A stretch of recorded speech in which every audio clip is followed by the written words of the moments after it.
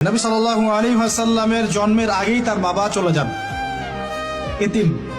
ইতিম মুহাম্মদ সাল্লাল্লাহু আলাইহি ওয়াসাল্লাম। তার মা আমিনা 6 বছর বয়সে ইন্তেকাল করেন। সিচুয়েশন বুঝতে পারছেন? 6 বছর একটা বাচ্চার বাবাও নাই মাও নাই। তার দাদা আব্দুল মুত্তালিব তাকে সাথে রাখেন, খুব আদর করেন, খুব মহব্বত করেন, যেখানে যান সাথে করে নিয়ে যান। তিনি নেতা মানুষ, তার পাশের চেয়ারে তাকে বসতে দেন, বলেন আমার এই নাতি একদিন সাইয়্যেদ হবে, নেতা হবে, এই কথা বলেন। তিনি ইন্তেকাল করলেন 8 বছর বয়স। তারপরে দায়িত্ব পেলেন চাচা আবু তালেব। নাম কি? এই 8 বছর বয়স থেকে নিয়ে নবী সাল্লাল্লাহু আলাইহি ওয়াসাল্লাম নবী হয়েছেন 40 বছর বয়সে, আর মক্কায় ছিলেন 13 বছর, প্রায় 53 বছর। প্রায় 53 বছর পর্যন্ত, 8 থেকে 53 বছর পর্যন্ত এই যে লম্বা সময় চাচা আবু তালেব নবী সাল্লাল্লাহু আলাইহি ওয়াসাল্লামকে পাহাড়ের মতো প্রোটেক্ট করেছেন, পাহাড়ের মতো। পাহাড়ের পিছনে আপনি দাঁড়ালে কি বাতাস লাগবে? এভাবে তিনি প্রোটেক্ট করেছেন নবী সাল্লাল্লাহু আলাইহি ওয়াসাল্লামকে। তার সন্তানদেরকে যা খাওয়াতেন তার চেয়ে ভালোটা নবীকে খাওয়াতেন সাল্লাল্লাহু আলাইহি ওয়াসাল্লাম। স্পেশাল রান্না তৈরি করে তাকে ডেকে নিয়ে বসতেন, কারণ এতিম ছেলে, মনে কষ্ট আছে, হয়তোবা সবার সামনে বলতে পারে না, ব্যাপারটা বুঝেন না? তিনি এইভাবে ট্রিট করতেন। এমনকি নবী হওয়ার পরে আল্লাহর নবী সাল্লাল্লাহু আলাইহি ওয়াসাল্লামের বিরুদ্ধে পুরা সমাজ চলে গেল। কেউ গালি দেয়, কেউ বলে সাহের, কেউ বলে কাযযাব, কেউ বলে ফারিকুল জামা। মানুষ গালি গালা শুরু করলো, নিন্দা গীবত তহমত শুরু করলো, অর্থনৈতিক বয়কট শুরু করলো, সামাজিকভাবে বয়কট করা শুরু করলো। এমন কোনো অত্যাচার নাই যা নবী সাল্লাল্লাহু আলাইহি ওয়াসাল্লামকে করা হয় নাই। বুঝতে পারছেন কথা? এইরকম একটা সিচুয়েশনেও চাচা আবু তালেব তিনি বলছেন, তারা তোমার দিকে আসতে পারবে না দলে দলে যতদিন আমি আবু তালেব দাফন হচ্ছি না মাটির তলে। কথা বুঝতে পারছেন? তারা তোমার দিকে আসতে পারবে না দলে দলে যতদিন আমি আবু তালেব দাফন হচ্ছি না মাটির তলে। এইরকম মানুষ চাচা আবু তালেব। মানে আমরা যারা এখানে উপস্থিত আছি, বাংলাদেশে 16 কোটি মুসলমান, সারা বিশ্বের এই যে এত কোটি মুসলমান, তার মধ্যে বেশিরভাগ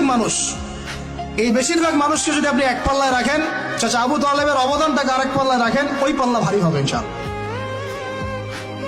কিন্তু শেষ পর্যন্ত চাচা আবু তালেব কালিমা লা ইলাহা ইল্লাল্লাহ করতে পারলেন না।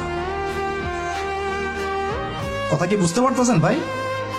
নবী সাল্লাল্লাহু আলাইহি ওয়াসাল্লাম বারবার বলতেছেন, চাচা খালি একটাবার কালিমা পড়েন, আমি আল্লাহর কাছে আপনার জন্য সুপারিশ করব, আমি আপনাকে জান্নাতে নিয়ে যাব, চাচা খালি একটাবার সাক্ষ্য দেন, শাহাদা দেন।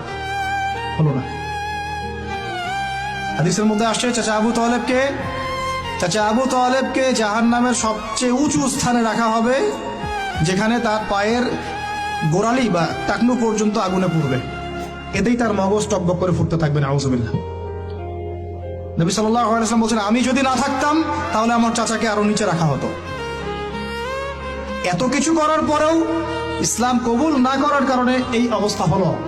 এখন কি ভাই আমি বুঝতে পারছি যে আল্লাহ পাক যে আমাদেরকে বিনা জিজ্ঞাসাবাদ করেই মুসলিম পরিবারে জন্ম দিয়েছেন, আল্লাহ পাক আমাদের উপর কত রহম করেছেন, আমাদের কত কৃতজ্ঞতা স্বীকার করা উচিত। বিশ্বাস করেন, আমাদের যে সকালবেলা টয়লেট হয় না, ওয়াশরুমে যান টয়লেট করেন, আলী ইবনে আবি তালেব রাদিয়াল্লাহু আনহু এরকম বাথরুম থেকে বের হয়ে পেটে হাত দিয়ে বলতেন, মানুষ যদি জানতো এই যে শুধু ক্লিয়ার করে টয়লেট হওয়াটা কত বড় নেয়ামত আল্লাহ পাকের, তাহলেও সারা জীবন সেজদায় পড়ে থাকতো। আমরা এগুলো বুঝি না, শ্বাস নেওয়ার নেয়ামত বুঝি না, পানি পান করছি, পানি আল্লাহ পাক দিয়েছেন, এটা নেয়ামত বুঝি না, গরম পানিতে ওযু করে আসলে নেয়ামত বুঝি না, সুস্থ আছি নেয়ামত বুঝি না, প্রত্যেকটা অর্গান ভালো আছে শরীরের নেয়ামত বুঝি না, রক্ত চলতেছে নেয়ামত বুঝি না। আমরা আল্লাহ পাকের নেয়ামতই বুঝি না, শুকরিয়া আদায় করি না।